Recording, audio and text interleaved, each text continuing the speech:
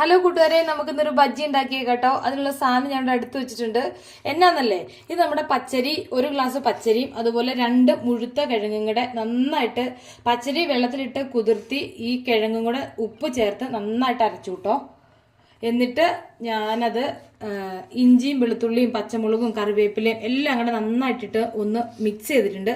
നമുക്കിതൊരു ബജ്ജി ഉണ്ടാക്കാം. ബജ്ജി ഉണ്ടാക്കേണ്ട എണ്ണ ഇവിടെ ചൂടായിട്ടുണ്ട്. നമുക്ക് എണ്ണയിലേക്ക് ഇട്ട് കൊടുത്തേക്കാവേ.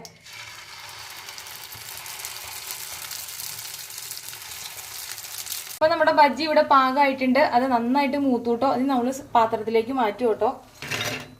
ഇതാണ് നമ്മുടെ ബജ്ജി. അപ്പൊ അടിപൊളിയാട്ടോ, നിങ്ങൾ ട്രൈ ചെയ്ത് നോക്കണേ. പിന്നെ സോസ്, ഇത് നമ്മുടെ തക്കാളി നന്നായിട്ട് വഴറ്റി ഇഞ്ചിയും പച്ചമുളകും കറിവേപ്പിലും എല്ലാം കൂടിയിട്ട് വഴറ്റി ഒരു കഷ്ണം തേങ്ങാക്കൂത്തും ഇട്ട് നമ്മൾ മിക്സിയിലിട്ട് നന്നായിട്ട് അടിച്ചു വെച്ചേക്കുന്നത്. പിന്നെ നമ്മളിത് ചൂടാക്കുന്നില്ല കേട്ടോ. അപ്പൊ ഇതാണ് നന്നായിട്ട് ഇതിങ്ങനെ മുക്കിയിട്ട് ഇങ്ങനെ കഴിക്കണം കേട്ടോ. അടിപൊളി ടേസ്റ്റ്. അപ്പോൾ ഓക്കെ, ബൈ.